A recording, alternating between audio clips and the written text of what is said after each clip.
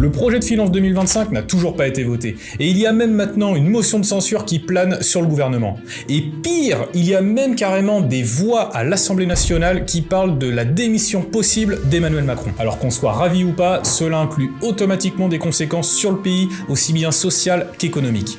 Mais qu'est-ce que ça veut dire réellement pour nous autres propriétaires? Je te propose qu'on étudie ensemble ce cas de figure afin d'y être préparé au mieux, car ça bouleverserait beaucoup de choses.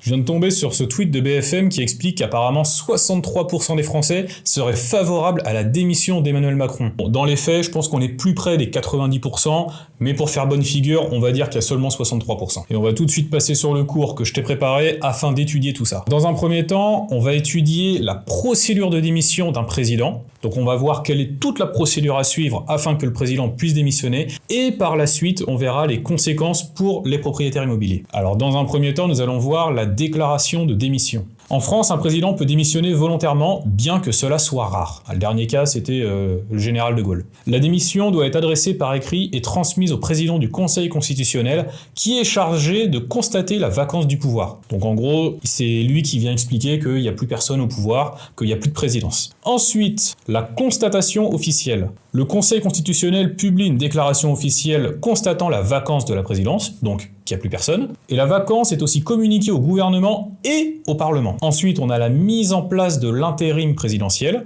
Donc, selon l'article 7 de la Constitution française, en cas de vacance du pouvoir, c'est le président du Sénat qui assure l'intérim. Donc là, en l'occurrence, ça sera Gérard Larcher. Il dispose des pleins pouvoirs présidentiels, à l'exception de la dissolution de l'Assemblée nationale et des référendums. Ensuite, organisation de nouvelles élections. De nouvelles élections présidentielles doivent être organisées dans un délai maximal de 35 jours après la vacance, donc après que le président ait donné sa démission. Pendant cette période, les institutions continueront à fonctionner sous l'intérim. Donc en gros, il n'y aura pas réellement de changement et ça sera juste le président du Sénat qui sera à la tête du pays au lieu du président Macron. Et ensuite, automatiquement, on va avoir des répercussions politiques immédiates. Donc les partis politiques se préparent à l'élection anticipée, donc tout le monde va partir en campagne, et le Premier ministre et le gouvernement peuvent être appelés à démissionner selon les résultats de l'élection. Donc de base, ils ne sont pas obligés de démissionner, mais ils peuvent globalement être contraints par l'opinion publique de démissionner. Donc comme on a pu le voir, si le président venait à démissionner, automatiquement, il a toute une procédure à respecter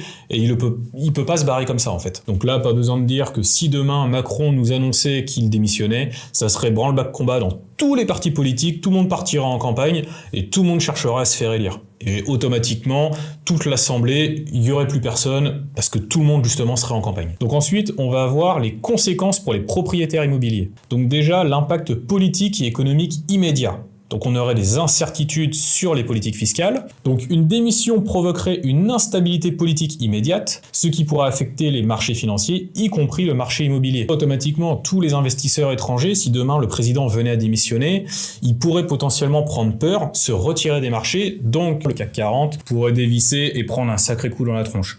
Mais bon, actuellement, c'est pas encore au programme, donc il n'y a pas non plus à s'inquiéter et vendre toutes ces actions. Ensuite, tous les projets de loi en cours, comme ceux concernant la fiscalité immobilière, les exonérations, les taxes foncières, les encadrements des loyers, tout ça, ça pourrait être gelé ou voire carrément abandonné. Donc ça peut être très intéressant pour nous autres propriétaires immobiliers, parce que comme la plupart des lois qui sont votées à l'heure actuelle sont complètement débiles, là, honnêtement, ça pourrait nous avantager. Et en plus, il faut quand même le reconnaître, si ça nous avantage nous, ça avantage tout le marché en soi. Donc ça avantagerait aussi les locataires automatiquement. Parce que potentiellement, ça veut dire qu'il y aurait beaucoup plus de logements sur le marché et donc les locataires arriveraient aussi beaucoup plus à se loger plutôt que si toutes les lois qui sont en cours de vote passe, automatiquement là va y avoir beaucoup moins de logements en location. Donc pour ça peut être une très bonne chose. Ensuite, on a la fluctuation des taux d'intérêt. Donc les incertitudes politiques influencent les taux d'intérêt des prêts immobiliers qui pourraient augmenter en raison du risque accru. C'est directement lié à tous les investisseurs qui, comme je l'expliquais juste avant, pourraient prendre peur éventuellement si le président démissionnait, parce que ça voudrait dire qu'il y aurait une incertitude au niveau des futures élections. Donc potentiellement, oui, vu que les taux d'intérêt directeurs envers la France bougeraient, eh bien les prêts immobiliers pourraient éventuellement augmenter. Mais après, comme je dis toujours, c'est pas parce que les taux d'intérêt montent que c'est une mauvaise chose, parce que ça épure également le marché, et pour nous autres qui avons déjà 2 ou 3 biens, on peut comme ça les mettre en garantie, et nous, ça va pas réellement nous impacter. C'est juste juste tous les petits concurrents en soi qui vont plus pouvoir investir et nous, ça va nous avantager. Donc certes, pour eux, c'est un désavantage, mais pour nous, ça peut être un sacré avantage. Ensuite, les propriétaires avec des crédits à taux variables pourraient voir leur mensualité augmenter. Bon, ça, comme j'expliquais, si les taux montent, là, ceux qui ont des taux variables, ça monte aussi. Bon, après, à l'heure actuelle, c'est vraiment rare qu'il y ait des personnes qui aient des crédits à taux variables. En France, on a quand même, entre guillemets, la chance d'avoir des crédits à taux fixes, donc les taux variables, il n'y en a pas tant que ça. Ensuite, on pourrait également avoir un ralentissement du marché immobilier. Donc en période de transition politique, les acheteurs et investisseurs hésitent à prendre des décisions, ce qui pourrait ralentir les transactions immobilières. Donc ça, ce point-là, ça concerne surtout les potentielles institutions ou les gros groupes qui peuvent acheter de l'immobilier. Eux, automatiquement, ils sont vraiment soumis à toutes les politiques en place. Donc eux, oui, quand il y a des périodes d'élection, ça ralentit le marché parce que eux ne peuvent pas prendre de décision ou se placer en fonction de ce qui va se passer par la suite. Mais toi, si tu as un petit propriétaire, ça va rien de changer. Que ce soit la gauche ou que ce soit la droite qui passe, ça va pas bouger à ce niveau-là. Ensuite, les prix des biens pourraient stagner ou baisser temporairement dans certains secteurs. Alors ça, je pense, à mon humble avis, que ça serait surtout sur les secteurs des grandes villes. Mais bon, après, s'ils bougent pas ou s'il baisse, pareil, c'est bien pour nous parce que ça nous permet de pouvoir en acheter à ce moment-là. Et par conséquent, de profiter de toute la baisse. Et si après on fait des bonnes affaires et que les prix remontent, revendre quand on est en haut et faire des belles plus-values au passage. Ensuite, on a les changements possibles selon le nouveau gouvernement. Donc déjà au niveau de la fiscalité. Si un nouveau président aux idées différentes est élu, la fiscalité immobilière pourrait évoluer rapidement. Certes, si on change de bord, ça pourrait bouger la fiscalité, mais ça va pas bouger à horizon d'1 ou 2 ans. Il va falloir quand même plusieurs années avant que ça bouge. Là, on voit ce qui se passe. Les lois qui sont votées à l'heure actuelle, ce sont des lois, on a déjà entendu parler il y a à peu près 4-5 ans, et elles ne sont votées qu'aujourd'hui. Donc pareil, là-dessus, je ne pense pas qu'il y a à s'inquiéter. Exemple, augmentation ou suppression de certains avantages fiscaux pour les propriétaires bailleurs ou investisseurs. Pinel, LMNP, etc.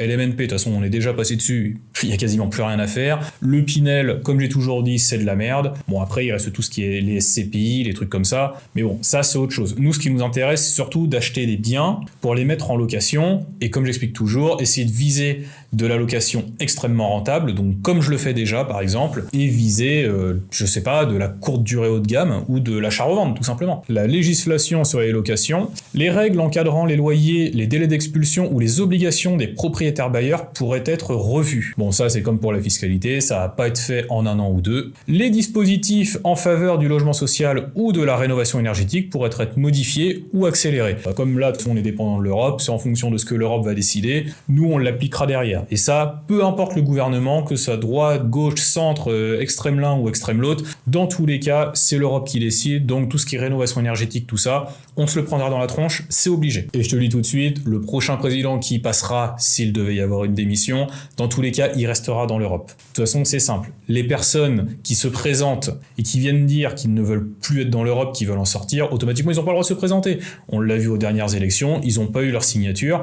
Les signatures ont été attribuées à certaines personnes et pas à d'autres. Donc quand on voit comment ça se passe, j'ai envie de te dire que soit l'un ou que soit l'autre, rien ne changera. Ensuite, l'impact sur l'investissement immobilier. Un président orienté sur des politiques écologiques pourrait renforcer les obligations en matière de rénovation énergétique. Inversement, un président pro-investisseur pourrait alléger certaines charges pour encourager l'investissement. Ça c'est clairement entre droite et gauche, mais droite ou gauche, ça change rien, comme je l'ai dit juste avant, ce sont les mêmes politiques qui sont appliquées. À la limite, il peut y avoir quelques petits changements, mais globalement, ce sont toujours les mêmes lois qui sont appliquées, et ça ne change rien pour nous. En tant que classe moyenne, on en prend toujours plein la tronche, donc permettez-moi d'en douter, mais c'est pas ça qui va changer les choses. Passons maintenant au point C, la réaction du marché locatif. En période de crise ou d'incertitude, certains ménages préfèrent louer plutôt que d'acheter, augmentant ainsi la demande locative. Donc ça, comme on avait pu le voir dans une précédente vidéo que je te mettrai en fiche, il est dans beaucoup de villes à l'heure actuelle beaucoup plus intéressant de louer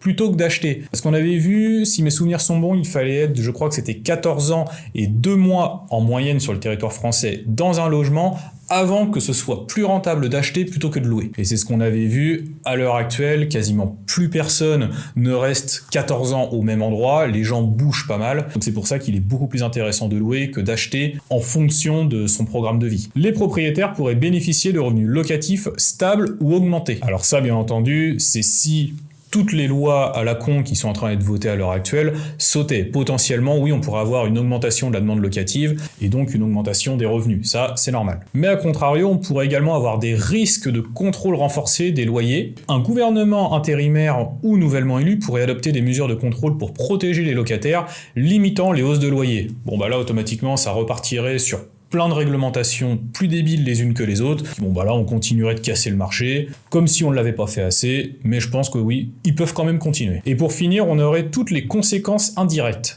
Donc déjà, la répercussion sur le tourisme, donc Airbnb et location saisonnière. Les propriétaires proposant des locations touristiques pourraient voir leur activité impactée si la crise politique nuit à l'image de la France. Bon bah ça automatiquement, oui, si demain le président démissionne et qu'il faut en élire un nouveau et que c'est clairement le gros bazar dans le pays, ça part limite en guerre civile, les touristes ils vont réfléchir à 2 fois avant de venir en France. On a vu ce qui s'est passé déjà avec les JO, où il y avait beaucoup de pays étrangers qui déconseillaient leur population de venir voir les JO en France parce qu'il y avait des risques d'attentat ou qui ou quoi. Donc là, oui, on pourrait se dire que les personnes pourraient être un peu plus réticents à venir voyager en France. Et une baisse de fréquentation touristique pourrait entraîner une baisse des revenus pour ce type de location. Bon bah ça, comme je viens de l'expliquer, c'est normal. Et enfin, un renforcement ou affaiblissement des dispositifs fiscaux. Certains dispositifs, comme les réductions pour rénovation énergétique, par exemple MaPrimeRénov', pourraient être revus en fonction des priorités du nouveau gouvernement. Donc ça, comme toujours, ça va pas être fait à l'échelle d'un an ou deux, il faudra un petit peu plus de temps, le temps que tout se mette en place avant que toutes ces aides soient revues.